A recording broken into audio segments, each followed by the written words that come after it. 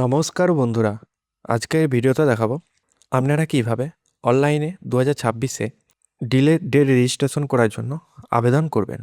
যাদের 20 থেকে 30 দিন পেরিয়ে গেছে মৃত্যুর পরও এই রেজিস্ট্রেশন করাননি, তাদের কিন্তু এই পদ্ধতিতে আপনার ডিলে ডেট রেজিস্ট্রেশন করাতে হবে।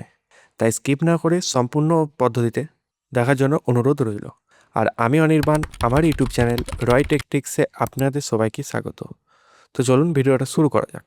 তো এর জন্য আপনাকে মোবাইল বা ডেস্কটপের গুগল ক্রোম ব্রাউজারটি ওপেন করে নিতে হবে এবং সার্চ বক্সে এসে টাইপ করতে হবে জন্ম মৃত্যু তথ্য। সার্চ করার পরে প্রথম যে লিঙ্কটা আসবে লিঙ্কে ক্লিক করবেন। করার পরে ডান দিকে দেখতে পাচ্ছেন সিটিজেন সার্ভিস এই অপশানে ক্লিক করবেন, তারপরে ডেট এই অপশানে ক্লিক করবেন এবং ডিলে ডেট রেজিস্ট্রেশন এই অপশানে ক্লিক করবেন। করার পরে এখানে আপনার ফার্স্ট টাইমে মোবাইল নাম্বারটি বসাবেন, তারপরে গেট ওটিপি অপশানে ক্লিক করবেন। করার পরে সেই মোবাইল নাম্বারে আসা 6 সংখ্যার ওটিপিটি বসিয়ে ভেরিফাই করে লগ ইন করে নেবেন। এরপরে আপনার সামনে এরকম রেজিস্টার ফর্মটি ওপেন হয়ে যাবে। তো প্রথমে আপনার এখানে যে তারিখে আপনারা আবেদন করছেন সেই তারিখটি শো হবে এবং আপনার মোবাইল নাম্বার যেটি দিয়ে লগ ইন করেছেন সেইটি শো হবে। তারপরে এখানে আপনার মৃত ব্যক্তির সাথে আবেদনকারীর সম্পর্ক। তো এখানে আপনি যে আবেদন করছেন তাতে যদি তার ছেলে আবেদন করে বা তার মেয়ে আবেদন করে বা তার স্ত্রী যদি আবেদন করে, যে আবেদন করুন তার সঙ্গে তার কিসের সম্পর্ক সেটি এখানে সিলেক্ট করবেন। করার পরে আবেদনকারীর নাম এখানে বসিয়ে দেবেন। তারপরে আইডি প্রুফের ধরন এখানে আধার কার্ড বা এপিক নাম্বার বা রেশন কার্ড বা পাসপোর্ট যদি থাকে এগুলোর মধ্যে যে কোনো একটি ডকুমেন্টস সিলেক্ট করবেন, সেই আইডি নাম্বারটি বসিয়ে দেবেন এবং এখানে সেটিকে আপলোড করে দেবেন 250 কেবির মধ্যে পিডিএফ ফরম্যাটে। আর এটা কিন্তু যিনি আবেদন করছেন তার বসাতে হবে। তারপর নিচের দিকে মৃতের তথ্য, মৃত্যুর তারিখটি এখানে সিলেক্ট করতে হবে, ক তারিখে মারা গেছেন। তারপরে জেন্ডারটি এখানে সিলেক্ট করে নেবেন, মেল না ফিমেল। তারপর হচ্ছে এখানে এজ ইয়ার অথবা মান্থ এটি সিলেক্ট করতে হবে, কত দিন বা কত ঘন্টা, যদি মান্থ হয় মান্থ, যদি ইয়ার হয় ইয়ার। মানে এখানে আপনার কত মাস বা কত দিন বা কত ঘন্টা আগে যেটি হবে মারা গেছেন সেটি সিলেক্ট করবেন। তারপর এখানে সেটি বসিয়ে দিবেন। তারপরে ফার্স্ট নেম কী আছে সেটি এখানে বসিয়ে দেবেন মৃত ব্যক্তির। তারপরে তার মিডল নেম যদি থাকে তাহলে বসাবেন এবং লাস্ট নেমটি বসিয়ে দেবেন।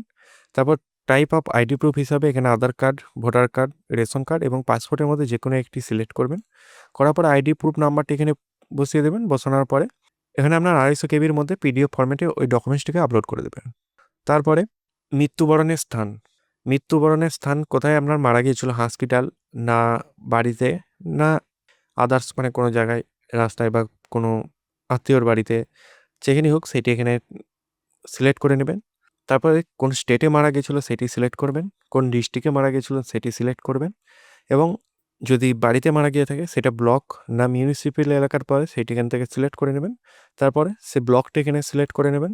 তারপরে গ্রাম পঞ্চায়েতে এখান থেকে সিলেক্ট করে নেবেন। করার পরে মাতার তথ্য, যিনি মারা গেছেন তার মাতার তথ্যটি এখানে পুট করতে হবে।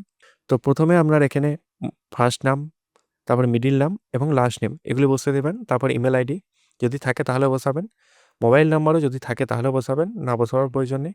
এবার বলি যদি আইডি কার্ড কোনো না থাকে সেক্ষেত্রে আপনারা নট অ্যাভেলেবেল এটা সিলেক্ট করে নিতে পারেন।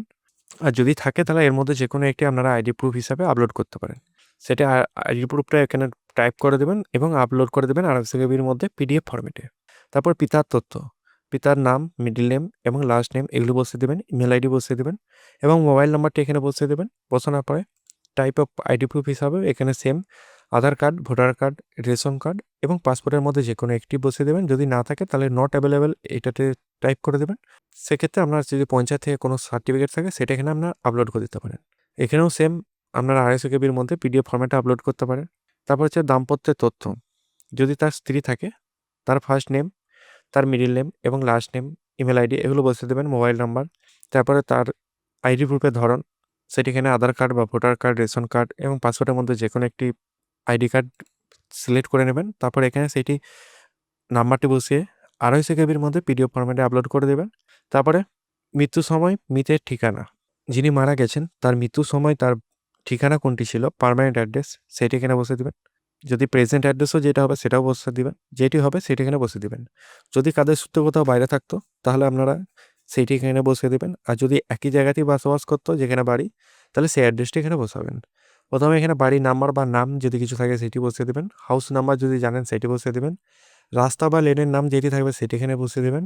তারপর পোস্ট অফিস যেটি হবে সেটি এখানে বসিয়ে দেবেন স্টেটটি এখান থেকে ওয়েস্ট বেঙ্গল সিলেক্ট করে নেবেন এবং ডিস্ট্রিক্টটি সিলেক্ট করে নেবেন। তারপর গ্রাম না শহর কোথায় পড়ে সেইটি এখানে বসিয়ে দেবেন। তারপরে সে ব্লকটি এখান থেকে সিলেক্ট করে নেবেন। তারপর গ্রাম পঞ্চায়েত, তারপর পিনকোড এগুলো বসিয়ে সম্পূর্ণভাবে অ্যাড্রেসটি ফিল আপ করে দেবেন। তারপরে যদি এটাই আপনার পার্মানেন্ট অ্যাড্রেস হয় তাহলে এই বক্সে টিক করবেন। যদি আলাদা হয়ে থাকে সেক্ষেত্রে সেই অ্যাড্রেসটি এখানে বসাবেন। আর যদি আউটসাইড অফ ইন্ডিয়া হয় সেক্ষেত্রে এখানে সিলেক্ট করবেন। করার পরে সেই যে দেশে থাকে সেই দেশে অ্যাড্রেসটি পুট করবেন। করার পরে তার অ্যাড্রেসটি এখানে দিয়ে দিতে হবে। তারপরে নিচের দিকে মৃতের তথ্য, এখানে মৃত যিনি মারা গেছেন তার ধর্মটা কী আছে সেইটি এখান থেকে সিলেক্ট করে নেবেন। তারপরে তার পেশা তিনি কী করতেন সেইটি এখান থেকে সিলেক্ট করে নেবেন। তারপরে রিমার্কসের জায়গায় কিছু করার প্রয়োজন নেই, যদি কিছু লিখতে চান তো লিখতে পারেন। তারপর আপলোড ডকুমেন্টস, এখানে দেখতে পাচ্ছেন 4 রকমের আপনাকে ডকুমেন্টস আপলোড করতে হবে। সেগুলো কোথায় পাবেন সেগুলো আমি বলে দিচ্ছি। প্রথমে আপনাদেরকে আপলোড করতে হবে ফর্ম নাম্বার 2। ফর্ম নাম্বার 2 কোথায় পাবেন আমি বলে দিচ্ছি। তারপরে upload death certificate issue by doctor. হসপিটালে বা বাড়িতে যেখানেই মারা যাক না কেন, যে ডাক্তার আপনাকে যে ডেথ সার্টিফিকেট ইস্যু করে দিয়েছে সেইটি এখানে 250 কেবির মধ্যে পিডিএফ ফর্মেটে আপলোড করতে হবে। তারপর নিচের দিকে আপলোড চেয়ারম্যান অথবা বুরিয়াল সার্টিফিকেট, এটা আপনার গ্রাম পঞ্চায়েত থেকে একটি লিখিত যে মারা গেছে বলে সেই লিখিতটা এনে এখানে আপনাকে আপলোড করতে হবে 250 কেবির মধ্যে পিডিএফ ফর্মেটে। এবং পেমেন্ট চালান, এখানে আপনারা পেমেন্ট করতে হবে। সেই পেমেন্টটি কোথা থেকে করবেন সেটা আমি দেখিয়ে দিচ্ছি। পেমেন্ট চালান করার জন্য আমার চ্যানেলে অলরেডি ভিডিও আছে, সেই ভিডিওর লিঙ্ক আমি আই বাটনে দিয়ে দেবো। আপনারা এই ভিডিওটা দেখে সেই পেমেন্ট চালানটা কেটে নেবেন। তো বোঝা গেল কীভাবে এই 3টে সার্টিফিকেট আপলোড করবেন। এরপর আপনাদেরকে দেখাবো ফর্ম নাম্বার 2 কোথা থেকে ডাউনলোড করবেন। ফর্ম নাম্বার 2 আপনাদেরকে ডাউনলোড করার জন্য এর হোম পেজে চলে আসতে হবে। এখানে আসার পরে সিটিজেন সার্ভিস এই অপশানে ক্লিক করবেন। করার পরে ফর্ম নাম্বার 2 এই অপশানে ক্লিক করবেন। করার পরে এই যে ফর্ম নাম্বারটি 2 রকমের পেয়ে যাবেন, ইংলিশ এবং বাংলা ভার্সনে। যে কোনো একটি ডাউনলোড করে নেবেন। ডাউনলোড করে নেওয়ার পরে এটাকে প্রিন্ট আউট করে নেবেন। তারপরে সেম টু সেম যেমন ওখানে ফিল আপ করবেন সেমন এখানেও ফিল আপ করে নেবেন। ফিল আপ করার পরে এটাকে আবার স্ক্যান করে 250 কেবির মধ্যে পিডিএফ ফরম্যাটে আপলোড করে দেবেন। করার পরে সাবমিট করলেই আপনার এইটি সম্পূর্ণভাবে আবেদন প্রক্রিয়া সম্পূর্ণ হবে।